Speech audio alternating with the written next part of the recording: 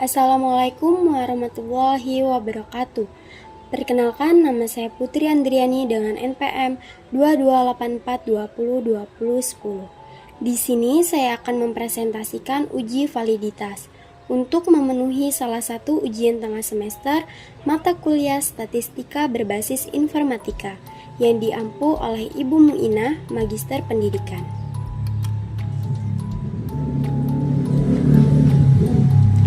Uji validitas.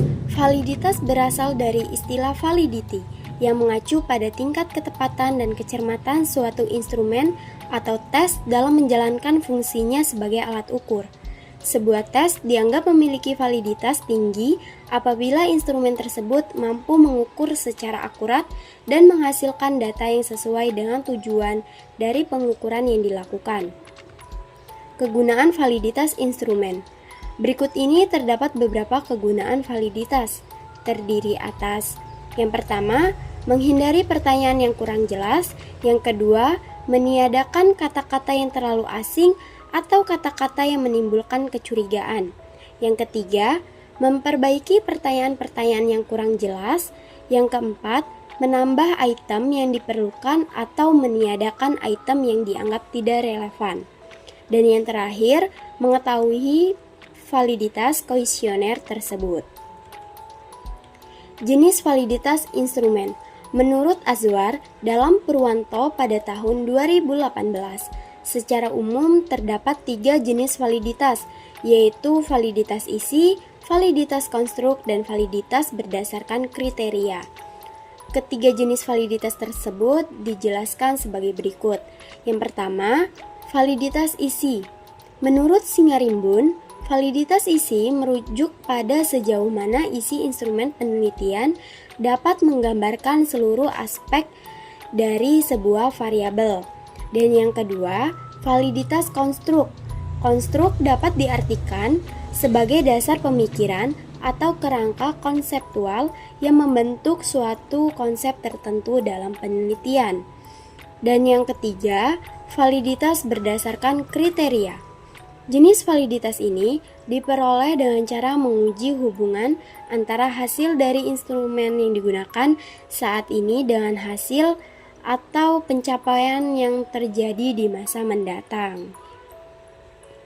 Koefisien validitas. Koefisien validitas adalah ukuran hubungan antara skor tes X dan skor kriteria Y, dilambangkan dengan RXY.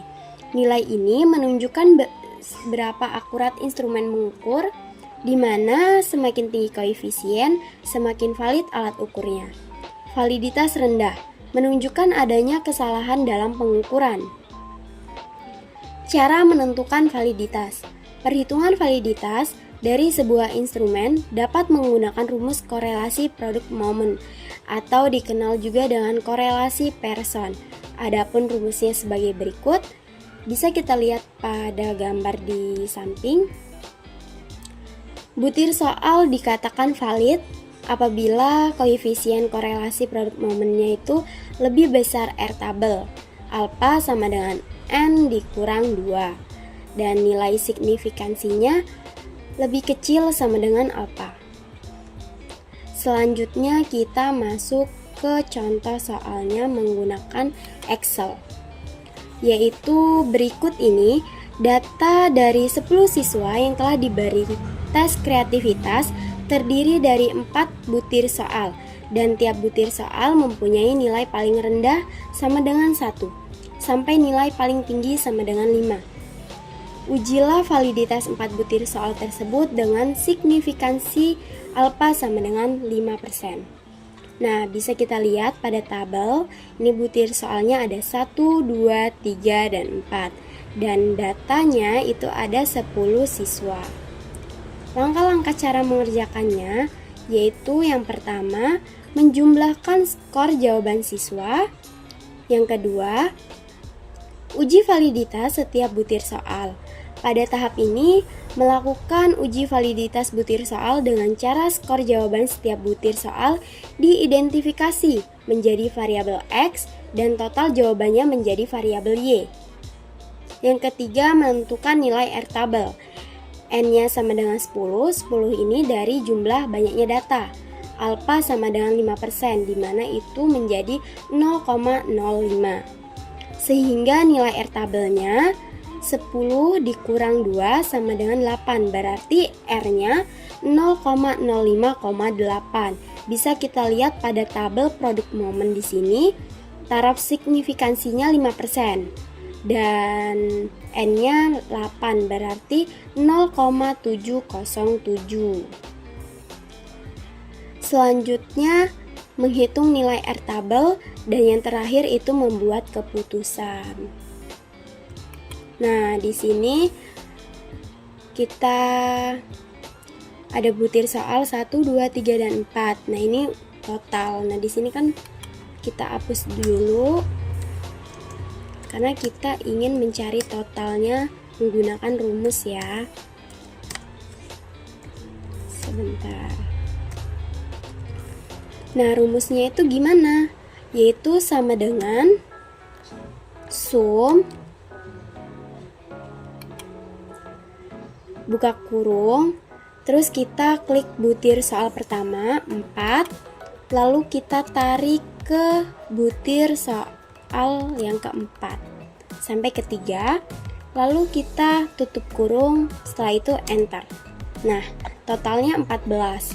Selanjutnya kita akan mencari total di bawahnya juga nih, dengan cara kita tarik saja.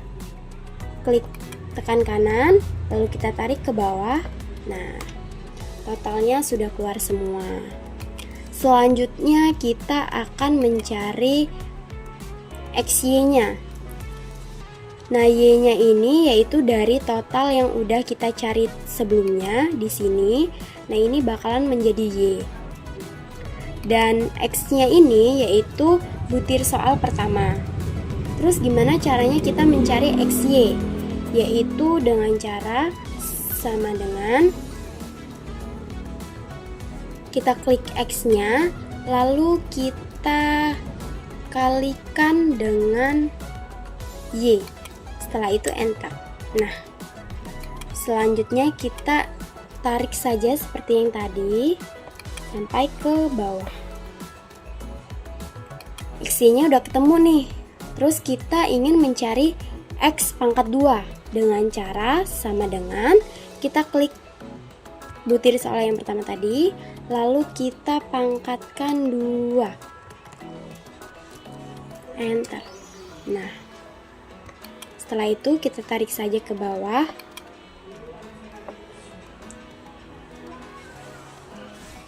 Selanjutnya kita akan mencari Y pangkat 2, yaitu dengan cara Y-nya kita klik, lalu kita pangkatkan 2, lalu enter. Setelah itu kita tarik saja ke bawah. Nah, ini N-nya kan banyaknya data, berarti 10. Setelah itu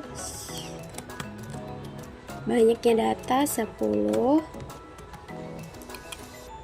Di sini setelah itu jumlah XY-nya berarti sama dengan sum, kita klik dari XY yang pertama yaitu 56, lalu kita tarik sampai bawah. Setelah itu kita tutup kurung, enter. Selanjutnya kita akan mencari jumlah X-nya.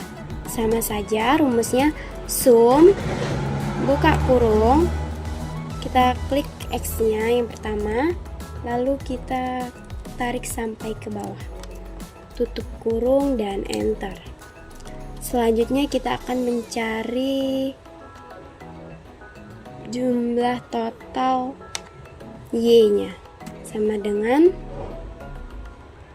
sum buka kurung, kita klik Y-nya, tarik sampai bawah,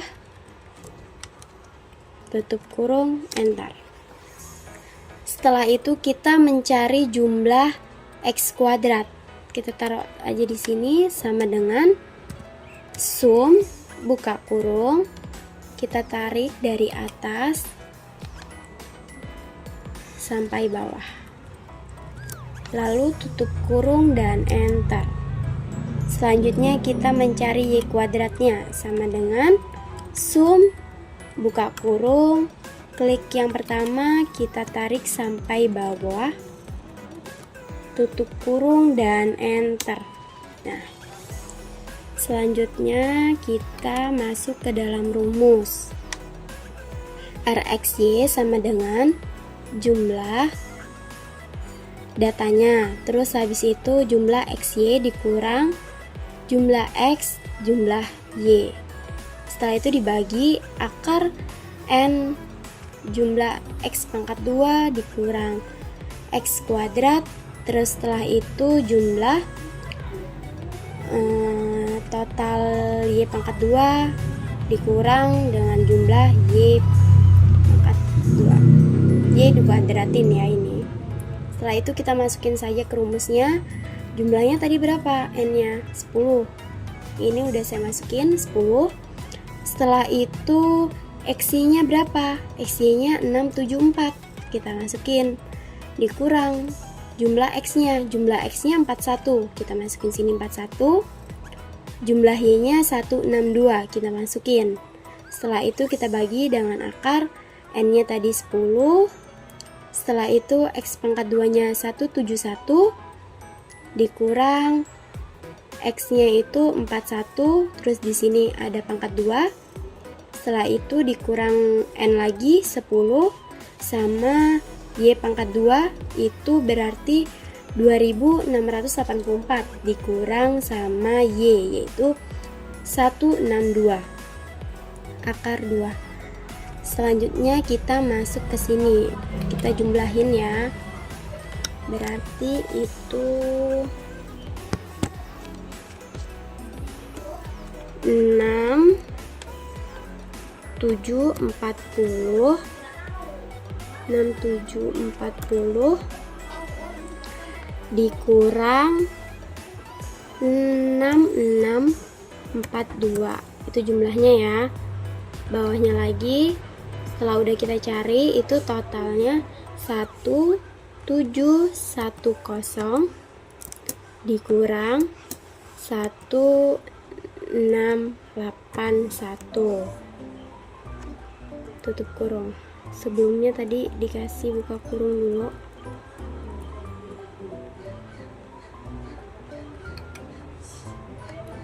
Nah, buka kurung. Setelah itu kita buka kurung lagi, itu hasilnya menjadi 26840 dikurang 26244. Nah, itu hasilnya udah kita jumlahin. Setelah itu bawahnya kita tarik dulu ini ke bawah. Nah, itu setelah kita kurangin itu hasilnya menjadi 98. Dan yang bawah itu 29 dikali kita cari dulu ya, kali nih,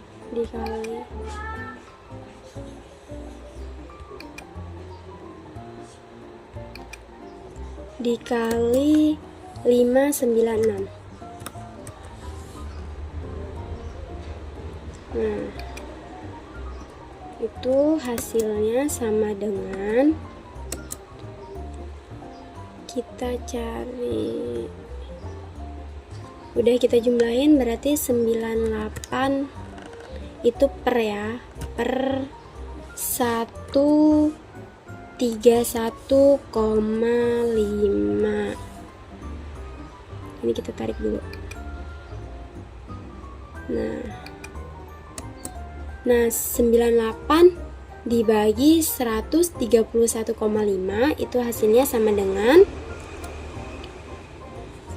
0,745. Nah, jadi R hitung lebih besar dari R tabel, di mana R hitungnya yaitu 0,745 dan R tabelnya yang udah kita cari tadi, kita lihat dari tabel yang sebelumnya itu 0,707, sehingga butir soal 1 dinyatakan valid. Jadi seperti itu. Sampai sini saja video saya akhiri. Wassalamualaikum warahmatullahi wabarakatuh. Terima kasih.